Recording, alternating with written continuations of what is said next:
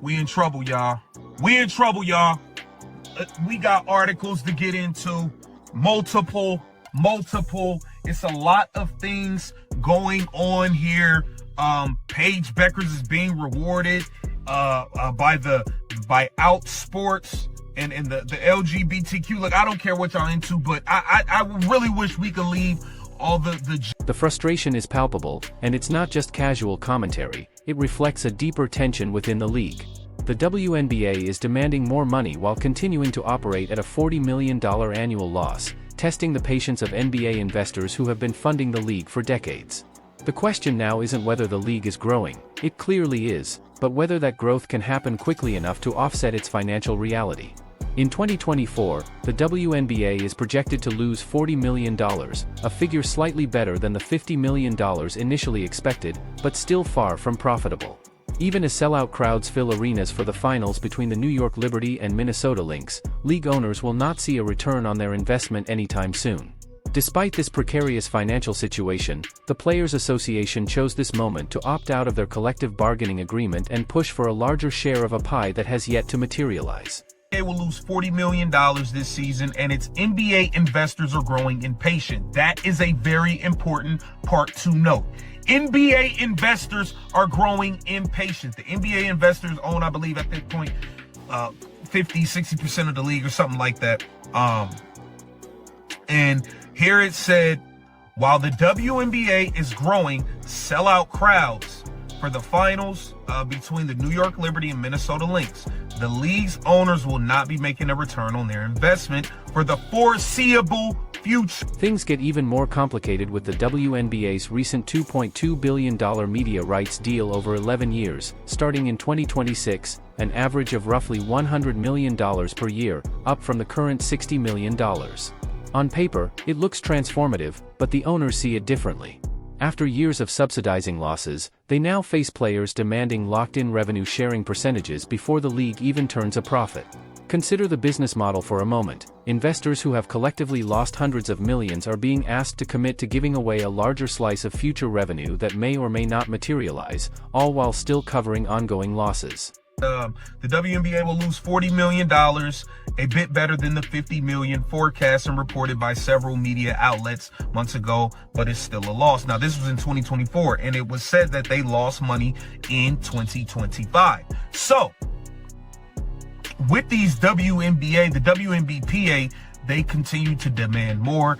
The WNBA has upped the offer. They've upped the offer. They're giving up $1.3 million salaries or something. The league has already made significant concessions, with maximum salaries rising to $1.3 million, increases to the rookie scale, and boosts to veteran minimums.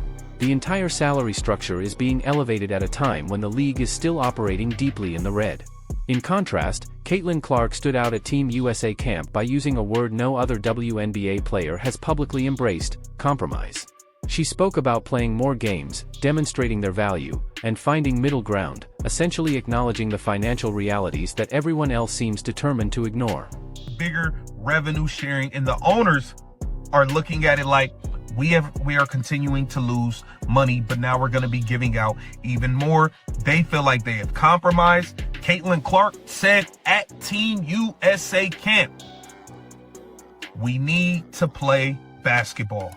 We need to play games. That is how you make the money. That is how we show our worth and all of these things. And she also said, we need to find.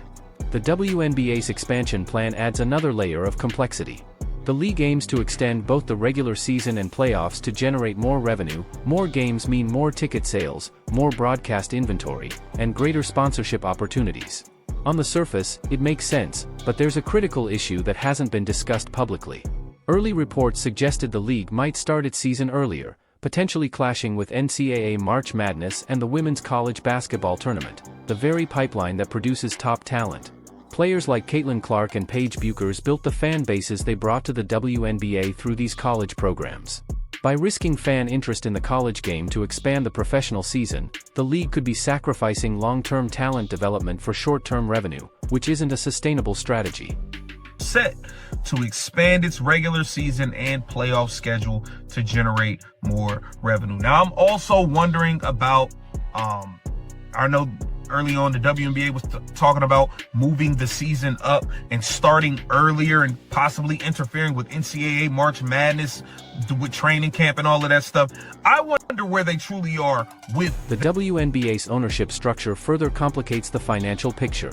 Not all teams are independently owned, only about 8 franchises are, while the rest are controlled by NBA teams, including the New York Liberty and Indiana Fever.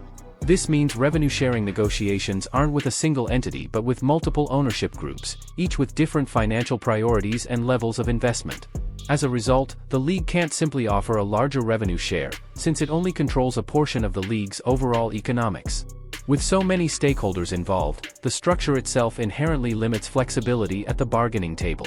The green before we continue, before this whole revenue sharing, and the WNBA doesn't even own all of their teams, and that is a major problem. That it's too many hands in the pot. The WNBA can't kick out but so much of a percentage because they only own but so much of a percentage.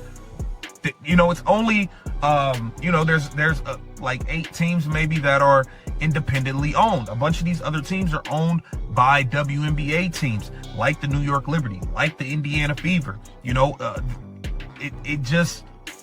That just is what it is. So there's only but so much to go around. NBA owners are beginning to speak up. James Dolan, owner of the New York Knicks and the Liberty, has been pressing NBA Commissioner Adam Silver for clarity on the WNBA's financial situation. According to the New York Post, several NBA executives see Dolan as a hero for asking the questions everyone else is thinking. How long will we continue subsidizing the league? When will it become profitable? What is the actual path to breaking even?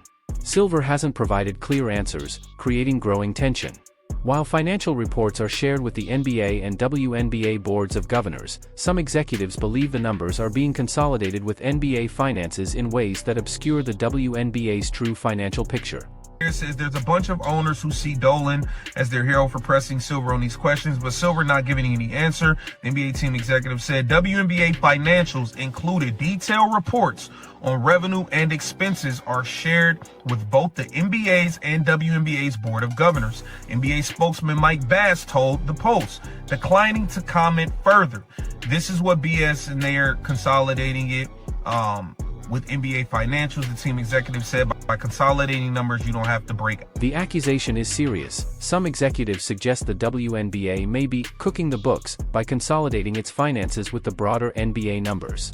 One team executive told the New York Post, by consolidating numbers, you don't have to break out any of them. If true, this means the league's actual financial situation could be worse than the reported $40 million loss, which helps explain why NBA investors are growing increasingly impatient. They are being asked to continue covering losses without clear visibility into when, or how, the league will become self-sustaining. That is not a sustainable relationship, especially as the league simultaneously demands larger financial commitments. Paige Beckers is Outsports Female Athlete of the Year. Here it says at just 24 years old, has been a star for some time now, but not even the former Gatorade Player of the Year could have imagined how her 2025 will play out. Just this past spring, Hooper from Edina, Minnesota, led her Huskies to the NCAA championship. 8 days later, she became the WNBA's #1 pick, going to the Dallas Wings for those accomplishments and more. Beckers is the 2025 Outsports Female Athlete. Let's address the elephant in the room. The Dallas Wings finished with one of the league's worst records this past season and were largely unwatchable. Yet, some articles claim that Paige Beckers elevated the Wings and offered hope for a bright future. That's not analysis, it's PR spin. While Beckers had an outstanding rookie season, setting records, making the All-Star team, and showing why she was the #1 pick, that individual brilliance didn't translate into team success or playoff contention. The gap between personal performance and team results is important, especially when it's being used to justify awards and recognition. Here it says, Paige Beckers now out as an LGBTQ WNBA player. Perhaps the biggest contribution she made is one to the LGBTQ community. Beckers, who also came out as this year, is dating former UConn teammate AZ Fudd. The pair came out together, Beckers via red carpet interview, and Fudd via a certain phone case.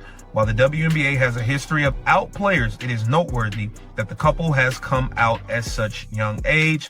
Becker's only a rookie. Fudd, now in her last year at UConn, have shown by example that it's okay to be exactly who you are in a society that seems to give more brand deals to athletes who at least present as straight. The pair have broken the norm through their own countless partnerships. Becker's alone has an equity stake in player-led league unrivaled and has deals with Gatorade, Boss, Nike, Verizon, Intuit, CarMax, and DoorDash, to name a few. Now, all of that is great. I'm cool with whatever the page AZ Fudd thing. I'm cool with all of that. I don't know why it needs to be a story. Can we just talk about basketball? What men these women date, what women these women date, it shouldn't matter. I don't know why this has to be awarded and all this other stuff. But can we just keep it hoop? Whoever y'all date, that's great. Congratulations. But y'all be making it about things that have nothing to do with basketball. And that is the problem with the WNBA. That's one of the problems outside of none of them having, well, only a handful of them having some damn media training. But things like this, man, let's just keep it hoop. You know what I mean? Let's get a damn deal done so we can watch Paige Becker. Let's address the recent Outsports recognition of Paige Bueckers as Female Athlete of the Year, because it highlights a bigger issue with the WNBA's public narrative. Bueckers had an outstanding rookie season, fastest rookie to 500 points and 100 assists, a 44-point game that set a single-game record, and she led all rookies in scoring and assists.